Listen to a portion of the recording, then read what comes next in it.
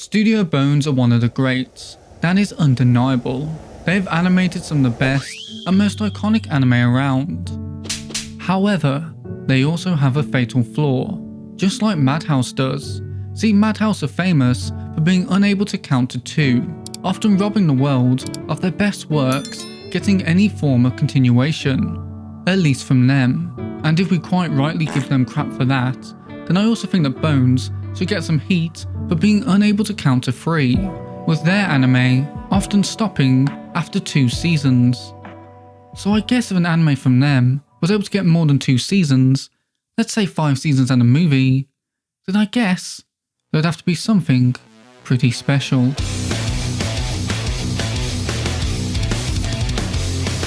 Bungo Stray Dogs, that's the anime I'm talking about by the way, begins with our boy Atsushi rocking that Stan Lee cut, sitting by the side of a river. As a result of being tossed out of his orphanage, he's now on the verge of starving to death, hence why he decides that he'll attack the first person he sees so that he can rob them and buy some food. So of course the first person he sees happens to be upside down, drowning in a river. Unable to leave him be, Atsushi dives in and rescues him. Like the fool that he is. See, this annoyingly handsome man that he just saved was actually trying to kill himself. Sorry, I forgot, that's my mistake. I'm supposed to say the stupidest word known to man. He was actually trying to unalive himself. Now imagine if I'd said suicide. Anyway, this is Osamu Dazai, a man addicted to suicide.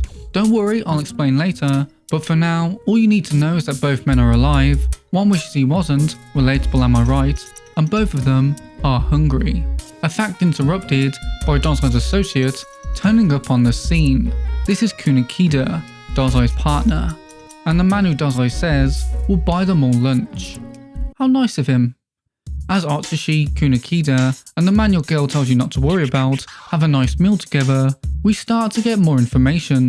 Dazai and Kunakida are both private investigators, and they both work for the Armed Detective Agency, an elite group of gifted that many believed were nothing more than a rumour, a group which tackles cases that are considered too much for the police. Which begs the question, what are they investigating right now? Turns out, get this, they're looking for a tiger which has eaten livestock and caused general mayhem around the city. What's wrong, Atsushi? Before Atsushi can crawl away, Kunakida grabs him, curious by the boy's reaction. After some probing, Atsushi reveals that the reason he was kicked out of the orphanage was because of the tiger. It ate all the livestock, and due to a dwindling budget, the orphanage were forced to kick Atsushi out so that there would be one less mouth to feed. And ever since then, that tiger has been following Atsushi, clearly chasing its next meal. Devising a plan, Dazai decides to use Atsushi as bait for the tiger. With the full moon out, he also reveals that he's figured out the secret behind the tiger. As he explains what's really happening, Atsushi begins to jerk around, reacting to the moon's light. As these blue bands of magic or something equally unreal form around him, Atsushi begins to transform. It seems we now know who the tiger is. Nakajima Atsushi? No way! Yes way. Unbeknownst to Atsushi, it seems that he was the tiger the whole time, as he too is a gifted. With the truth revealed and the tiger now on the attack, Dazai is forced to reveal his ability, No Longer Human. Remember that name, I'll mention it again later. But this ability is very different to Atsushi's. Firstly, Dazai can actually control his. And secondly, instead of him turning into a tiger, Dazai's ability actually nullifies the abilities of other gifted. Something that is extremely useful since it completely deactivates Atsushi's, returning him to his human form. As the other investigators arrive on the scene to be some unnecessary backup, Dazai has an announcement. Atsushi will join their agency, where he'll go on many investigations solving supernatural crimes, with this episode being nothing more than the tip of the iceberg. Now if only they could convince him to cut his hair. You're a hero. With a shit haircut. Bungo Stray Dogs is a deceptively simple anime, and one that becomes far more complex and intricate with each season, with its latest feeling like a completely different show to its first. It has some of the best characters in anime, all brimming with unique and engaging personalities, who all have equally excellent character designs, minus Atsushi's haircut, whilst also boasting 5 of the best ending songs that I've ever heard. The openings are great too, courtesy of Grand Rodeo and Scream Mode, but the endings by Look Life are just on another level. Iconic doesn't even begin to do them justice. These are the types of anime songs that you choose to play at your own funeral. To be honest with you, I'm not quite sure where to start with this video, since there's so much this anime does right. How about we begin with the characters? You make me sick. Yeah, well, you're no ray of sunshine either. Only thing I like about you is your taste in shoes. Huh? You do? Yeah, as if. In my opinion, the strongest and most memorable aspect of Bungo Stray Dogs is its characters. They are all just so damn likeable and interesting, and that does include this show's plethora of villains. One issue that I do have with this anime though, is that it can feel repetitive. Every season, the Armed Detective Agency seems to go head to head with a different group of gifted. First it's the Port Mafia, then it's the Guild, then it's the Rats in the House of the Dead, then the Hunting Dogs, then it's the Decay of Angels. I'm fully expecting season 6 and beyond to introduce more groups for our heroes to tussle with. But what almost negates that repetition is how you always find yourself liking these new antagonists. They have their own charm and humour, with this series being a complete master at character chemistry, with everyone's quirks and eccentricities somehow perfectly meshing with those of the other characters, whether it be Dazai and Chuuya, or Dazai and Kunakida, or Dazai and Fyodor, or basically any relationship involving Dazai. You always find yourself perking up when certain characters are put in a pair, and it helps that a lot of these new additions end up becoming permanent fixtures for the series. Even after defeat, they will show up again either to continue to cause problems or to form uneasy alliances, which helps you further connect with all these characters, as very few of them are one-offs, allowing them the opportunity to be put into unexpected situations from which they can develop. What adds a further wrinkle to the characters is that the vast majority of them are based on real-life authors, with their abilities being the names of the books that they have written.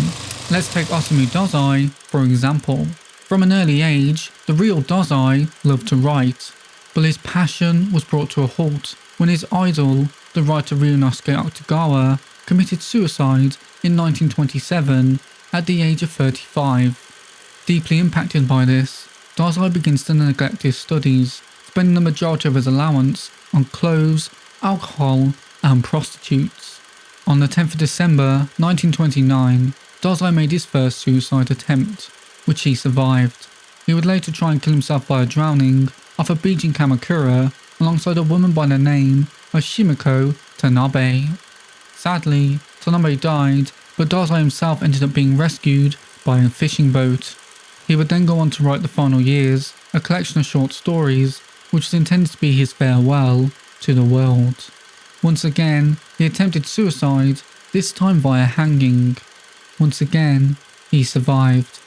He would then later go on to learn that his at-the-time wife had committed adultery with his best friend.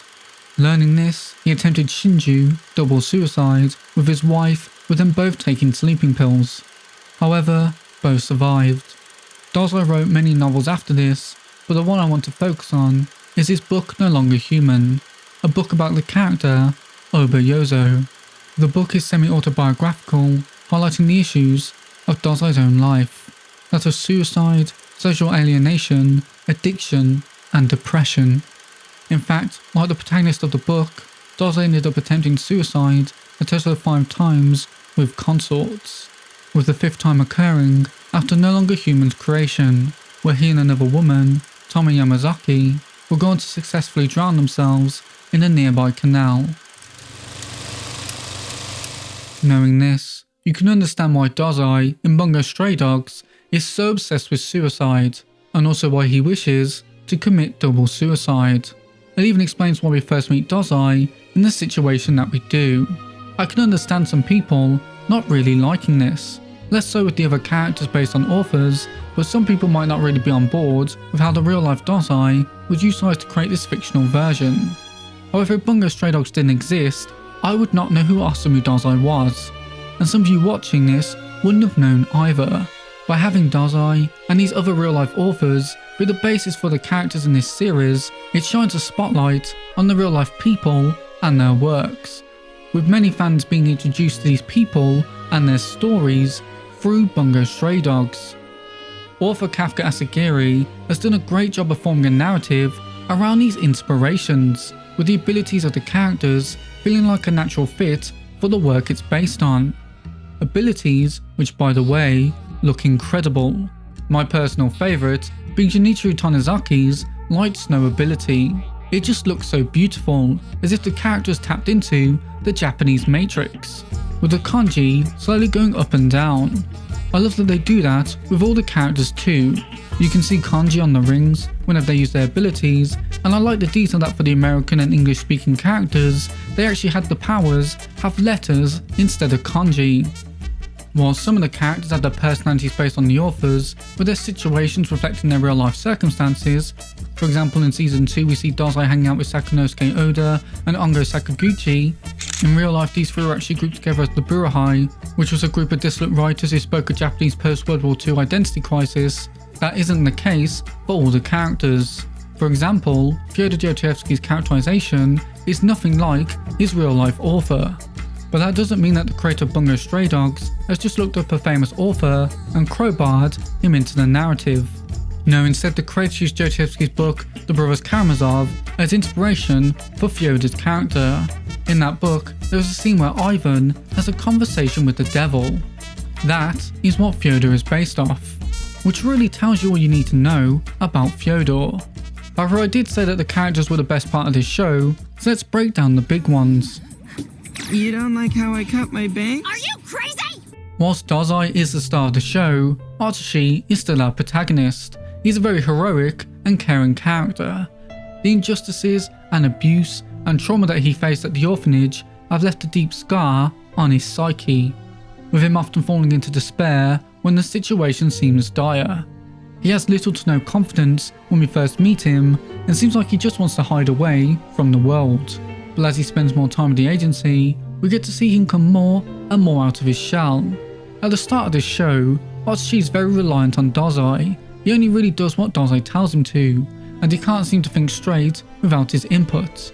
But as the series progresses, Atsushi becomes much more independent, devising his own strategies and plans to deal with situations. And whilst this aspect of his character may change, what doesn't is his very caring heart. Atsushi just cannot let someone suffer, likely because of his own suffering at the hands of others. He's a kind soul who will leap headfirst into danger with no concern for his own safety if it means that he can save a life. He likely won't be your favourite character in Bungo Stray Dogs, but he's still an exceptional one, and a great fit for leading man. I'm not going to speak any more about Dazai, since I've already spoken a lot about this show's most charismatic and unique character. All I will say is make sure that you never introduce your girlfriend to this guy. Aktugawa is one of the many antagonists in this show that you will grow to love. He's essentially Atsushi's reflection. Without spoiling why, he too desires Dazai's admiration, although to an extremely unhealthy degree. He's obsessed with the man, relatable am I right, and consistently pushes himself to be worthy of Dazai's affection, something that Dazai often refuses to give him. He's a little ball of condensed anger and rage, someone with untapped potential. But I like that as things continue, just like Atsushi, he focuses less on what Dazai wants and begins to think for himself. Dazai's shadow looms large over this person, and you can't help but root for them to escape it. There's Chuuya, my personal favourite character. He's just awesome. He's basically Dazai's Aktugawa. I love that he's extremely overpowered and stylish. Out of everyone in the Port Mafia, he's the one who actually looks like a Mafia character. And his gravity manipulation ability is my favourite. He doesn't get as much screen time as others, but whenever he's there, he always leaves a mark. Ranpo is the one member of the detective agency who actually feels like a detective. Mainly due to his ultra deduction ability, gifting him the cheat code of just figuring everything out. What makes Ranpo such a strong character is the contrast of his personality. Because he's so capable and such an asset to the team, he's genuinely well respected by everyone. However, he also acts like a child despite being one of the oldest members at the agency. He only eats sweet things and throws tantrums when things don't go his way. And yet he also ends up as one of the most developed characters in the entire anime. One thing that this show does that I love is that for seasons 2, 3 and 4, we get these little flashback arcs which are actually adaptations of the light novel spin-offs, not the manga. Although it is still the same author who wrote these spin-offs. These little flashback arcs really deepen the history and world of this series, and usually focus on a specific set of characters, really homing in on them. The first one was all about Dazai, Oda and Ango, the second about Dazai and Chuuya, with the third being all about Ranpo and Fukuzawa meeting and setting up the detective agency. This means that we end up with a great understanding of Ranpo's character by the end of season 5. We know where he came from and why he acts the way that he does, and also why the agency and Fukuzawa are so important to him. He's a far deeper and kinder character than he initially seemed to be, and what he initially seemed to be was already a really entertaining guy. Honestly, I could spend hours talking about all these characters, from the morally corrupted Kyoka, to the evil incarnate Fyodor, to the arrogant Ferdinand, to the tsundere Lucy. There are so many great characters, but for my own sanity in making this video, I will leave that for you to discover when you watch this show. But as a consolation, how about we talk about this show's narrative? You remind me of a lotus blossom, all at once elegant and ephemeral. Would you care to join me in a double suicide? One of the biggest issues with Bungo Stray Dogs, and something that could cause you to bounce off it, is its first season. Now to be clear, the first season isn't bad, but it is a bit boring and definitely the weakest of the 5. And the reason for that is, as I mentioned before, repetition.